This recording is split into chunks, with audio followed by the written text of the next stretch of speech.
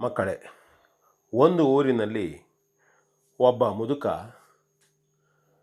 ತಾನು 4 ದಿನಗಳ ಕಾಲ ಯಾತ್ರೆಗೆ ಹೋಗಬರಬೇಕು ಎಂದು ಆಲೋಚನೆ ಮಾಡಿದ.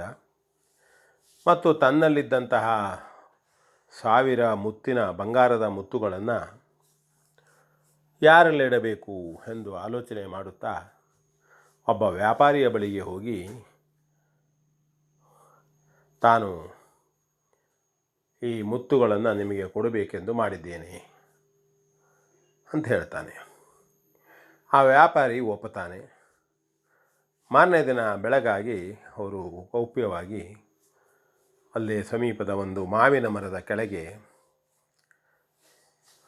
ಯಾರಿಗೂ ತಿಳಿಯದ ರೀತಿಯಲ್ಲಿ ಮುದುಕ ವ್ಯಾಪಾರಿಗೆ ಆ ಮುತ್ತುಗಳನ್ನು ಕೊಡ್ತಾನೆ.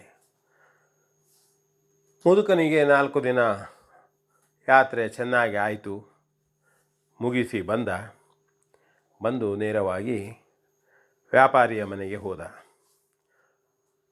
ವ್ಯಾಪಾರಿಗಳೇ, ನನ್ನ ಯಾತ್ರೆ ಮುಗಿಸಿ ಬಂದಿದ್ದೇನೆ. ನಾನು ಕೊಟ್ಟಂತಹ ಬಂಗಾರದ ಮುತ್ತುಗಳನ್ನು ನನಗೆ ವಾಪಸ್ ಕೊಡಿ ಎಂಬುದಾಗಿ ಕೇಳಿದ. ಏನು, ನನ್ನಲ್ಲಿ ಯಾವ ಕೊಟ್ಟಿದ್ದೀನಿ? ನೀನು ಕೊಡಲೇ ಇಲ್ಲಲ್ಲ. ನೀನು ಏನಾದರೂ ಹೇಳಬೇಡ್ರಿ. ನನ್ನಷ್ಟಕ್ಕೆ ನಾನು ವ್ಯಾಪಾರ ಮಾಡುತ್ತಾ ಇಲ್ಲಿದ್ದವನು. ಎಲ್ಲಿ ಕೊಟ್ಟಿದ್ರಿ ಎಂಬುದಾಗಿ ಕೇಳಿಬಿಟ್ಟ. ಅಯ್ಯೋ, ಆ ಮಾವಿನ ಮರದ ಬುಡದಲ್ಲಿ ನಿಮ್ಗೆ ಕೊಟ್ಟನಲ್ಲ ಆ ದಿನ.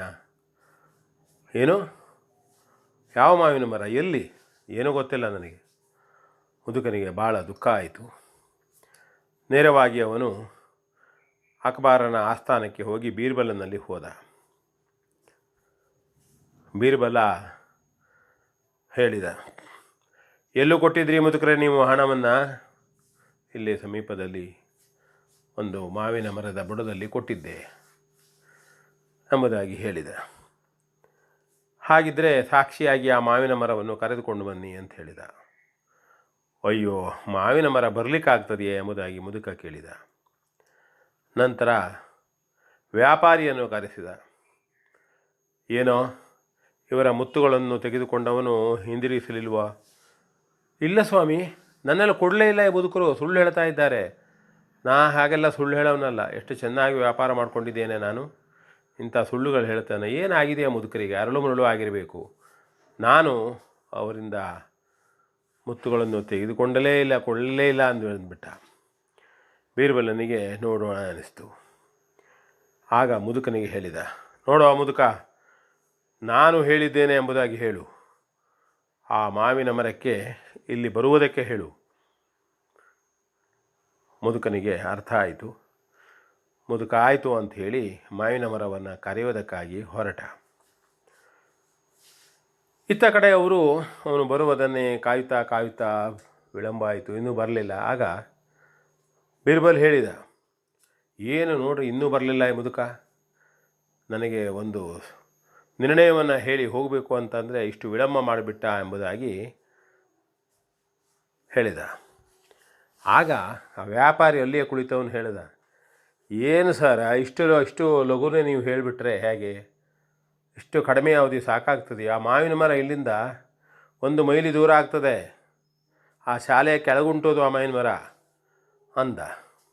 ಹೌದೇನ್ರಿ ವ್ಯಾಪಾರಿಗಳೇ ಅಂತ ಬೀರ್ಬಲ್ಲ ನಕ್ಕ. ಸ್ವಲ್ಪ ಸಮಯದಲ್ಲಿ ಮುದುಕ ಬಂದ. ಬೀರ್ಬಲ್ರೇ, ಮಂತ್ರಿಗಳೇ, ದಯಮಾಡಿ ಕ್ಷಮಿಸಿ, ನೀವು ಹೇಳಿದ್ರೂ ಬರಲಿಲ್ಲ ಮಾವಿನ ಮರ.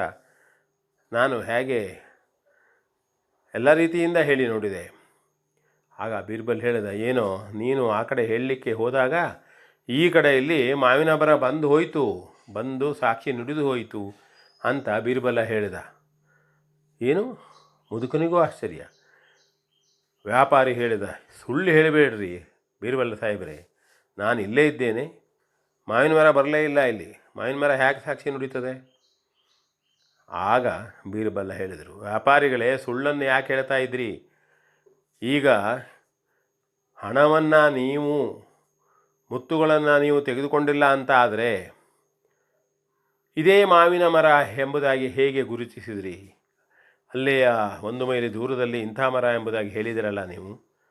ನಿಮ್ಮ ಮಾತಿನಿಂದಲೇ ನೀವು ಆ ಮರದ ಬುಡದಲ್ಲಿ ಹಣವನ್ನು ಮುತ್ತನ್ನು ತೆಗೆದುಕೊಂಡಿದ್ದೀರಿ ಎಂಬುದು ಸ್ಪಷ್ಟ ಆಯ್ತಲ್ಲ ಅಂದಾಗ ಆ ವ್ಯಾಪಾರಿ ತಲೆ ತಗ್ಗಿಸ್ತಾನೆ. ಕೇವಲ ತಲೆ ತಗ್ಗಿಸುವುದಲ್ಲ, ನಿನಗೆ ಶಿಕ್ಷೆ ಆಗ್ತದೆ ಈಗ ಅಂದಾಗ ನಿಧಾನವಾಗಿ ತನ್ನ ಪೆಟ್ಟಿಗೆಯೊಳಗೆ ಕೈ ಹಾಕಿ ಆ ಮುತ್ತುಗಳನ್ನು ತೆಗೆದು ಮುದುಕನ ಕೈಗೆ ಕೊಡ್ತಾನೆ ಮತ್ತು ಕ್ಷಮಿಸಬೇಕು, ತನ್ನನ್ನು ತಪ್ಪು ಮಾಡಿದೆ ಅಂತ ಹಾಗೆ ಅಡ್ಡಬಿದ್ದು ಬೀರ್ಬಲನಲ್ಲಿ ಕೇಳಿಕೊಳ್ತಾನೆ. ಇದು ಬೀರ್ಬಲನ ಬುದ್ಧಿವಂತಿಕೆ ಮತ್ತು ಸತ್ಯ ಯಾವಾಗಾದರೂ ಹೊರಗೆ ಬಂದೇ ಬರ್ತದೆ ಅಂತ ಹೇಳ್ತಾ ವಿ ಎನ್ ಭಾಗವತ್, ಬರಬಳ್ಳಿ.